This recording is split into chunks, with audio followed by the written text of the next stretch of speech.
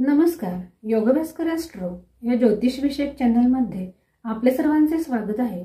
आणि आपण पाहत आहोत राहूचे होणारे राशी परिवर्तन आणि त्याचा प्रत्येक राशीवर पडणारा गोचरीचा प्रभाव. या शृंखलेमध्ये आज वृश्चिक राशीच्या जातकांसाठी राहूचे हे गोचरीचे भ्रमण कसे असणार आहे याविषयीची ज्योतिषीय माहिती. दिनांक 18 मे 2025 रोजी राहू आणि केतू या दोनही ग्रहांनी आपले राशी परिवर्तन केलेले आहे. आणि सध्या राहू हा ग्रह कुंभ राशीमध्ये तर केतू हा ग्रह सिंह राशीमध्ये आपले गोचरीचे भ्रमण करत आहे. राहू आणि केतू हे दोनही ग्रह छायाग्रह आहेत आणि हे दोनही ग्रह एकमेकांच्या बरोबर समोर असतात आणि म्हणूनच हे दोनही ग्रह एकाच वेळेस आपले राशी परिवर्तन करत असतात. ज्योतिषशास्त्रामध्ये राहू आणि केतू हे दोन ग्रह उलट्या चालीने चालतात, म्हणजे हे वक्र असतात, म्हणजे हे पुढील राशीतून मागील राशीमध्ये आपला प्रवास करत असतात. राहू हा ग्रह ज्योतिषशास्त्रामध्ये सर्वाधिक पापग्रह म्हणून त्याची ख्याती आहे आणि राहूची दृष्टी ही सुद्धा विच्छेदात्मक दृष्टी मानलेली आहे. राहूकडे 3 दृष्ट्या असतात, पंचम, सप्तम आणि नवम. राहू हा ग्रह मायावी ग्रह आहे. हा भ्रम निर्माण करणारा ग्रह आहे. हा ग्रह सर्वाधिक पापग्रह आहे आणि कलियुगामध्ये राहूचे प्राधान्य असलेले दिसून येते. सध्या इंटरनेट, इलेक्ट्रॉनिक मीडिया या क्षेत्राचा वापर सर्वच जण करत आहेत आणि याची व्याप्ती देखील आपण पाहत आहोत. या सर्वांवर राहूचे साम्राज्य प्रसरलेले असते. असा हा राहू आज वृश्चिक राशीच्या जातकांसाठी कोणते फळ घेऊन येणार आहे याची आपण ज्योतिषीय चर्चा पाहणार आहोत. हा राहू कुंभ राशीमध्ये 25 नोव्हेंबर 2026 पर्यंत असणार आहे. हा एकूण 18 महिन्यांचा कालखंड आहे. हा कालखंड निश्चितच मोठा कालखंड आहे आणि म्हणून याचे परिणाम सुद्धा आपल्या जीवनावर हे प्रगल्भतेने पडत असतात. आणि म्हणूनच जेव्हा अशा मोठ्या ग्रहांचे राशी परिवर्तन होत असते त्यावेळेस त्यांचे राशीफल ही आपली चंद्र राशी आणि आपली लग्न राशी अशा दोनही राशींना धरून बघायचे असते आणि नंतर एकत्रितपणे आपला निर्णय घ्यायचा असतो. ज्यांना आपली चंद्ररास माहीत नाही अशांनी हे राशीफल आपल्या नामराशीनुसार पाहावे. कुंभ ही रास राहूची स्वराशी आहे. असा हा राहू वृश्चिक रास आणि वृश्चिक लग्नांच्या जातकांसाठी चतुर्थ भावातून आपले गोचरीचे भ्रमण करत आहे आणि त्याची दृष्टी ही अष्टम भाव, दशम भाव आणि द्वादश भावावर पडत आहे. चतुर्थ भाव हा तुमच्या सुखाचा भाव आहे. जीवनातील पहिले सुख हे या भावावरून पाहिले जाते, कारण हा भाव मातृसौख्याचा भाव आहे, आपल्या वास्तुसौख्याचा, गृहसौख्याचा भाव आहे आणि येथे पापग्रह फारसे शुभदायी मानले जात नाहीत. या भावावरून तुमच्यातील स्थिरतेचा, तुमच्या मनातील विचारांचा, तुमच्या भावनांच्या आंदोलनांचा विचार होतो, कारण कालपुरुषाच्या कुंडलीमध्ये चतुर्थ भावावरून हृदयाचा विचार केला जातो. येथे हा राहू तुमच्यात मानसिक अशांतता निर्माण करणारा आहे. स्वतःला मजबूत बनवा असेच हा राहू तुम्हाला सांगत आहे. राहूची अष्टम भावावर पंचम दृष्टी आहे.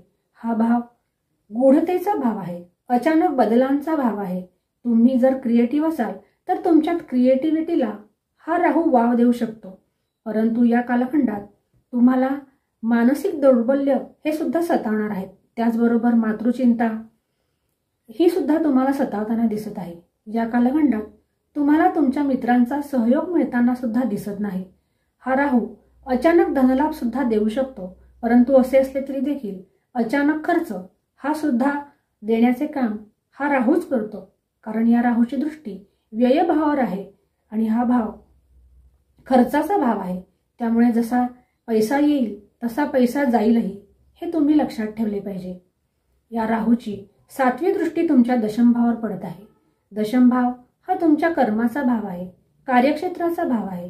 त्याचबरोबर पित्याचा विचार सुद्धा याच भावावरून केला जातो. या कालखंडात तुमचे तुमच्या वडिलांशी मतभेद होऊ शकतात. नोकरीमध्ये सुद्धा नको असलेले बदल हे हा राहू घडवून आणू शकतो. त्याचबरोबर तुमच्या वरिष्ठांशी मतभेद सुद्धा हा राहू घडवून आणू शकतो. एकंदरीत नोकरीमध्ये अस्थिरता निर्माण करणारा असा हा राहूचा गोचरीचा काळ असणार आहे.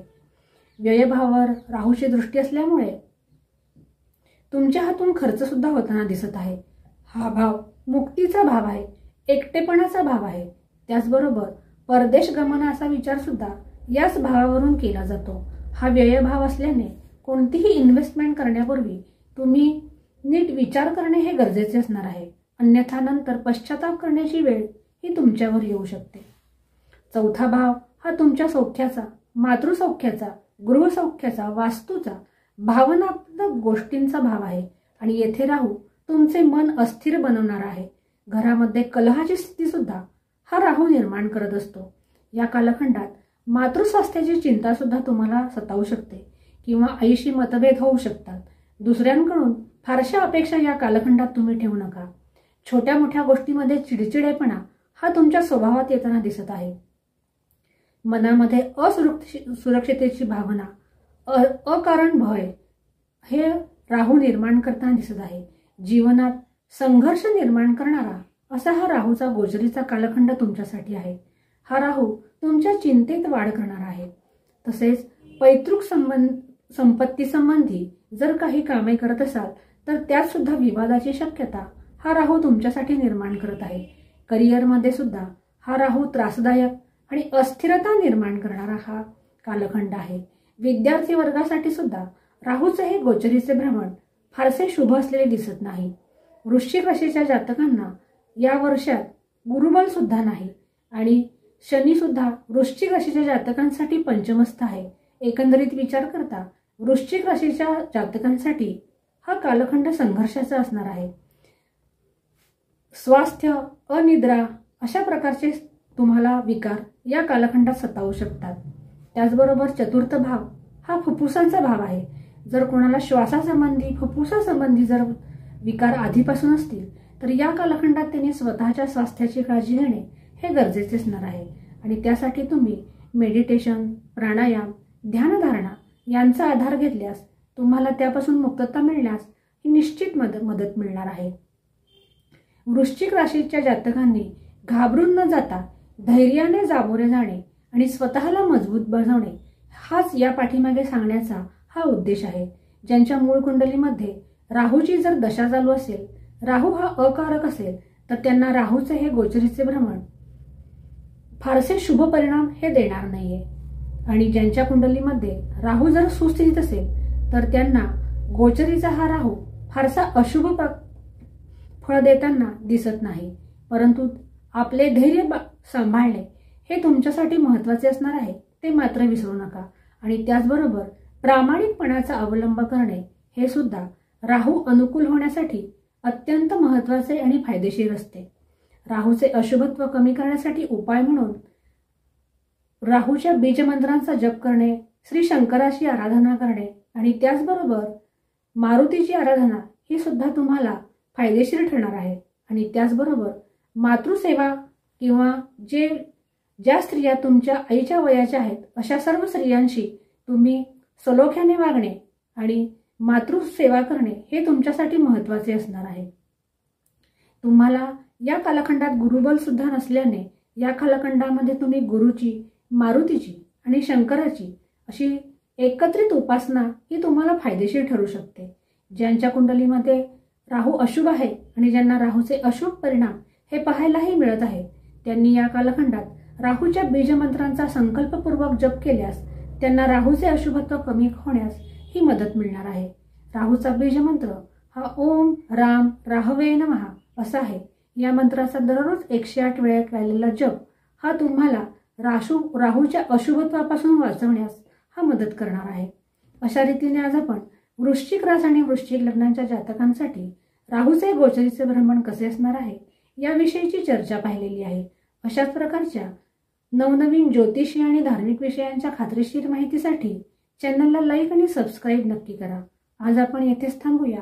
पुन्हा भेटूया पुढच्या भागामध्ये धनु राशीच्या जातकांची चर्चा घेऊन. तोपर्यंत नमस्कार.